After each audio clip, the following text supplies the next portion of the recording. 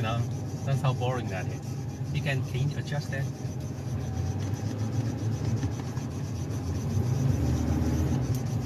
Hello everybody, this is Adam. I'm just riding. No, just eat. It's okay. You don't have to talk. Riding home from work and eating a snack. Yeah, I think we can do some serious talk on Tuesday and Thursday. On Friday, Monday and Friday, we can just go live stream and talk freely. Okay. We don't have to even care. So what are you eating, baby? I'm eating some bread that you bought from the bakery. Can you just adjust that?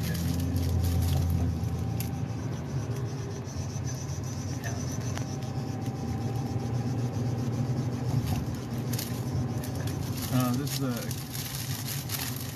cream filled, looks like a horn. Yeah, it's actually one of my favorite though. I used to like it when I was kid. Hi， 各位大家好。我现在在我先生要到另外一个地方上班，家教。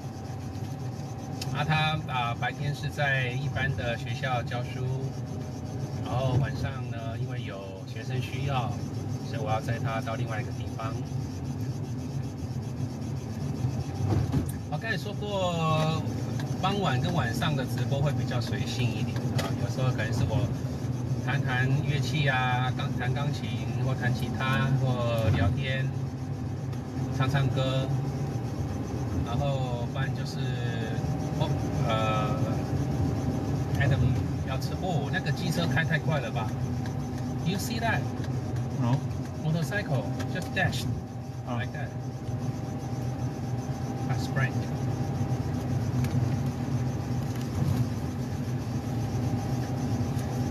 Did anyone say hi to you? Hello. Hello. I don't think so. I think you need to make friends there. The free world.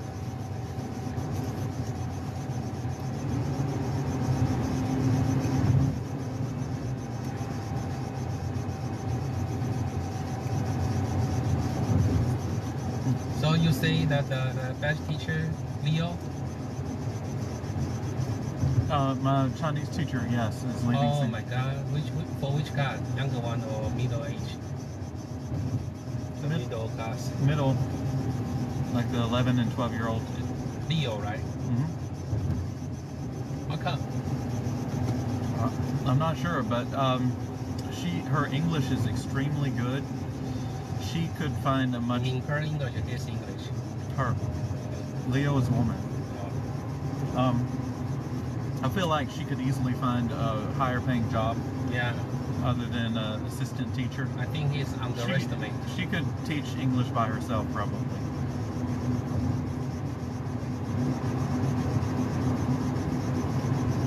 But I don't know the reason why she's leaving.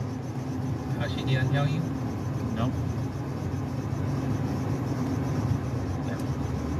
Okay.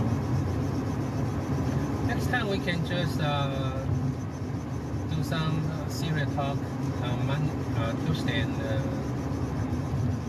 Tuesday? Tomorrow, right? And Thursday. Okay. Since we don't have night class. We can keep talking about, the stupid guy. What stupid guy? The guy you reacted. Oh, yeah. Is he like a gamer on YouTube? He is like a high-tech vlogger. Okay. Not a YouTuber. And he got like 400,000 followers, more than 200. A lot of which are from Taiwan. So there was, we did a commentary video on our YouTube channel about a Chinese vlogger or YouTuber, and he was trying to say that the Taiwanese passports do not have the word Taiwan on them, which of course they do. He used a lot F word. A lot of dirty language. Yeah. And he seemed to get very upset over Not to mention he used to something study. rather trivial. Not to mention he used to study in America, and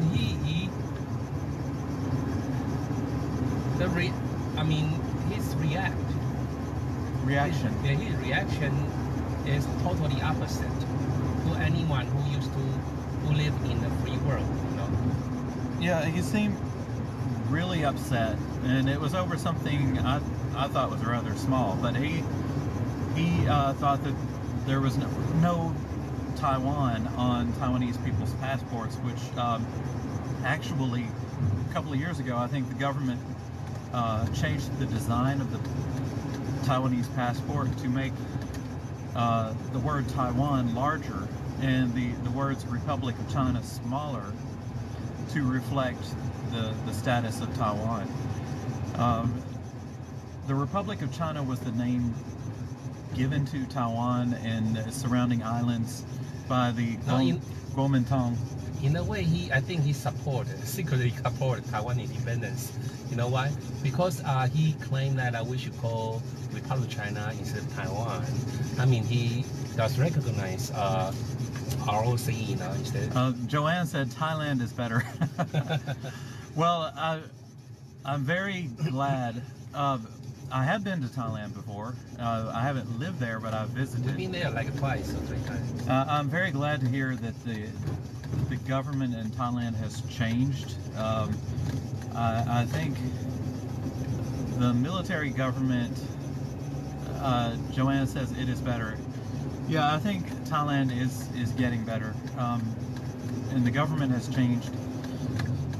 I think I kind of stayed away recently because of the military government that took over, and also the fact that they require Taiwanese to have a bank statement, even if they're just visiting. It seems rather unfair to Taiwanese people. Yeah. Joanne, I know Thailand people are very accepting and very friendly people, and I've met several before. That's the reason why we decided not to go to. But the travel policy under the government, and I know this is not Thailand people who approved this policy. It was the government that did. But the government policy states that Taiwanese people, like my partner, who want to visit Thailand, need to have a bank statement, and they need to have a certain amount of money in the bank before they can visit. And Chinese, and that's stifled tourism from Taiwan because you know, ironically, Chinese people don't have to do so.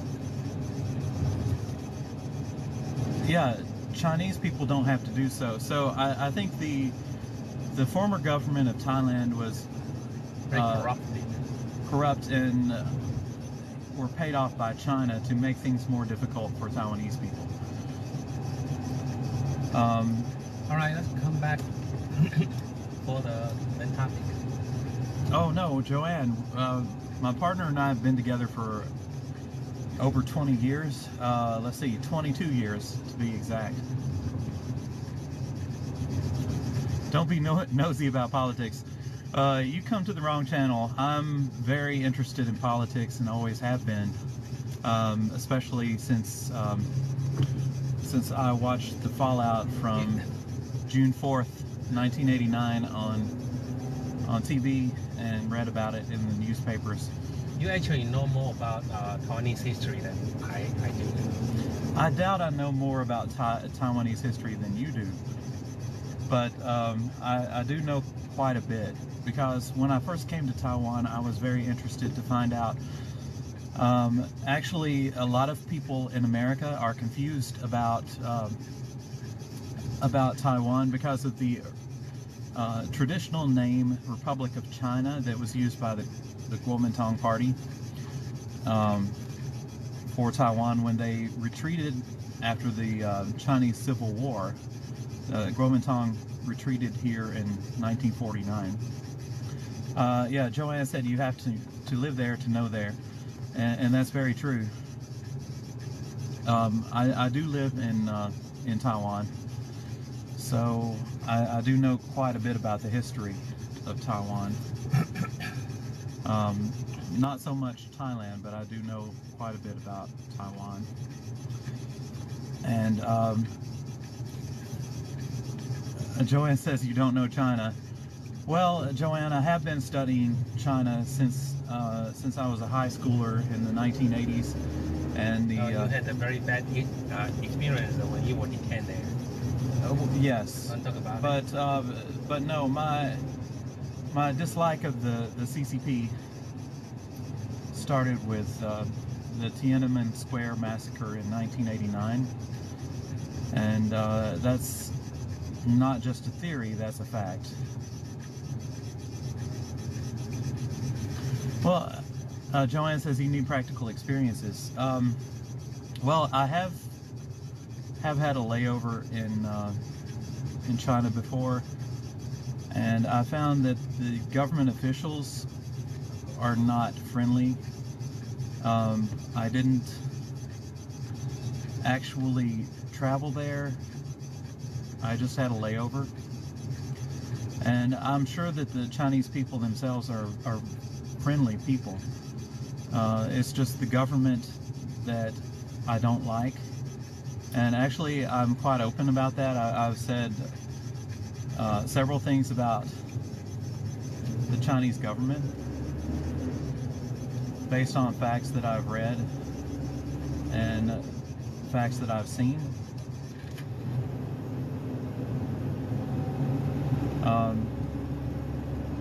And I would like to visit China, but I don't think it's expedient for me to do that now with the CCP in power, especially since they are really cracking down on people who are critical of the government in China.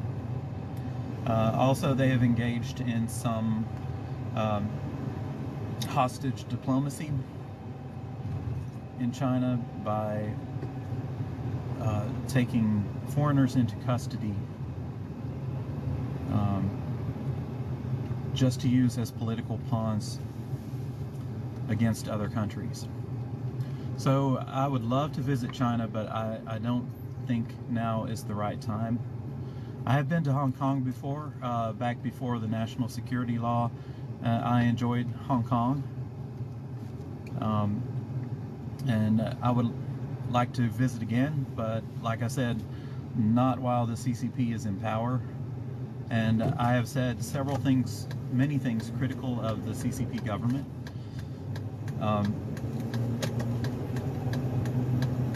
That's just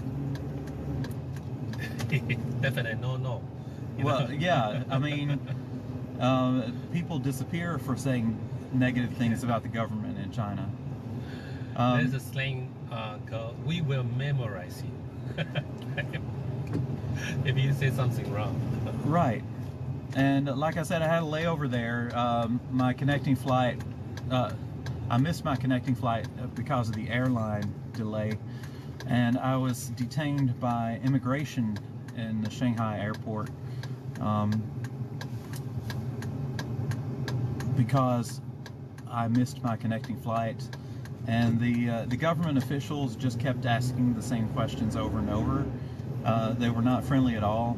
I felt like I was being accused of committing a crime when I had just missed my connecting flight due to the airline problem. Also, security lines were the longest and the most congested of any airport that I've been in before.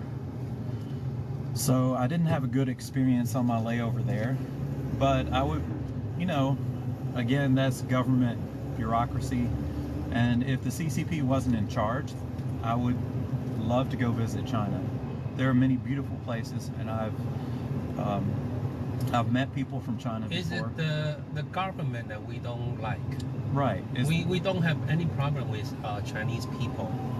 It's the government we don't like, and the Taiwanese people do not want to be part of the Chinese government as it stands with the CCP in charge because, well, I mean, just look at Hong Kong. The free press has basically been decimated. There's no freedom of the press in Hong Kong anymore. the mantra, one country, two systems, the CCP has proven that to be facetious, totally incorrect. Is one country, one system under the national security law in Hong Kong. And if you don't toe the party line, you will be arrested. And many people have been in Hong Kong. Yeah, and if they want to unify Taiwan, and they claim that Hong Kong is a good example, that is ridiculous. That's very ridiculous. Nobody wants to be Hong Kong right now. Yeah. And just threatening, we're going to invade you if you don't want to join us, is not going to win any friends over either. And that's basically what China is doing to Taiwan. They're saying, we're going to invade with force. We're going to shoot missiles, and we're going to drop bombs on you, and we will force you to become part of China if you don't agree. And of course, the Taiwanese people, it just makes them want to fight that much more. Okay, babe. All right, I've got to go. Thank you for watching. And if you haven't, please subscribe to Jason Adam TV on YouTube. Bye-bye. Bye-bye. Which one?